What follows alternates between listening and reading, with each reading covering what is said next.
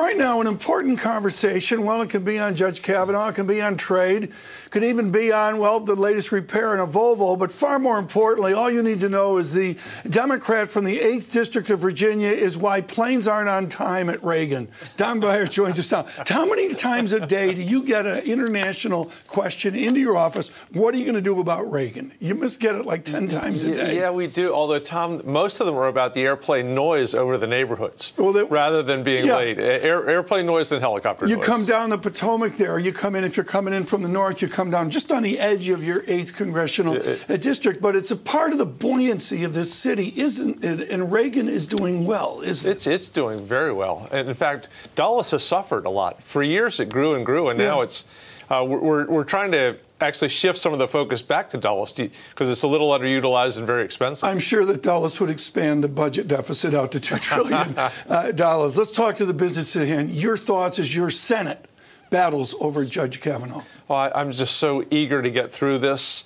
I've been watching. I went to a Jesuit high school here in Washington. I've been reading the emails back and forth from my classmates from 50 years ago, very divided. And I can't ever remember seeing the country as divided between who believes Ms. Ford, who believes Mr. Kavanaugh. And I'm looking forward to hopefully an open FBI investigation that is not political. Virginia politics is a unique, separate Republican and Democrat politics. You went to Williams College. You studied with James McGregor Burns. There was a feeling of America not populist. How populist is the nation right now? You know, if you look at Democratic primary results, it seems more populist. And certainly I've never seen as much civic engagement. As a Democrat, I tend to see that as the one bright spot of the Trump election, is there's so many people, you know, our local Democratic committees have doubled and tripled in size. But at least in my district, it doesn't feel particularly little p populist. It's still very good government based. Congressman, when the midterms come, what do you think people will vote on? Everything that we're hearing is that health care and specifically drug pricing can be the largest single issue.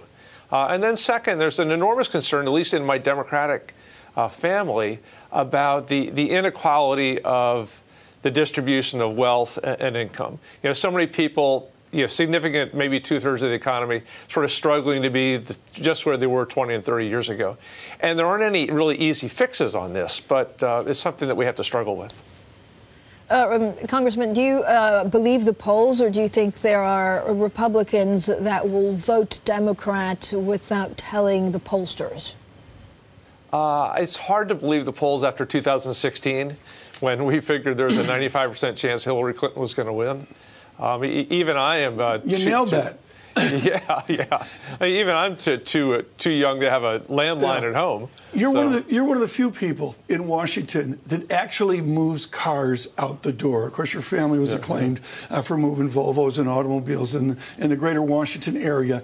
What do the politicians get wrong about the production, the manufacture of automobiles, whether it's in Windsor, Ontario, over the border in Mexico, in Sweden, or for that matter in Detroit? What's the number one thing your colleagues get wrong? I don't think people understand how incredibly international the whole deal is. I don't have a single American nameplate car, Chevy, Ford, and yet most of the cars that we sell are largely assembled here in the United States.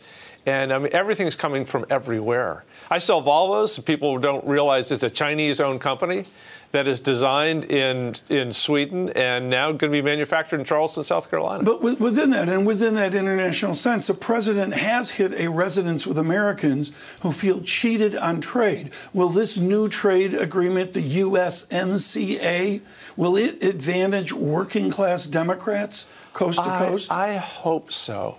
I don't find myself often saying good things about the Trump administration, but if with Canada joining this last night and they actually modernized NAFTA, that's a good thing. That's much better than where we thought we were going to be, which was him withdrawing from NAFTA, which is going to be a disaster for the American worker. And I was a big proponent of TPP, and I hope this moves us back in the direction of doing that. Congressman, do you think the trade war with China will escalate or de-escalate? And is the Trump administration really going to put tariffs on cars? Well, this is I certainly pray that they won't put tariffs on cars. There are something like 18,000 automobile dealers in the United States, and 18,000 of them do not want tariffs on our cars. And not only the imports, but the domestics. I mean, General Motors, Ford have been very clear that this would be bad for them. On China, I don't know, but all we've seen so far is escalation. I would much prefer to see de-escalation. It's really hurting us. Right, but tariffs on cars, I mean, what would that mean? Would it mean that you're still selling foreign cars but more expensive, or do you think it would ride out the foreigners out of the market? It would certainly push some of them out. Land Rover, for example, which is totally made in the UK, although owned by Tata in India, it would take those things up many tens of thousands of dollars. It would probably destroy them in this country.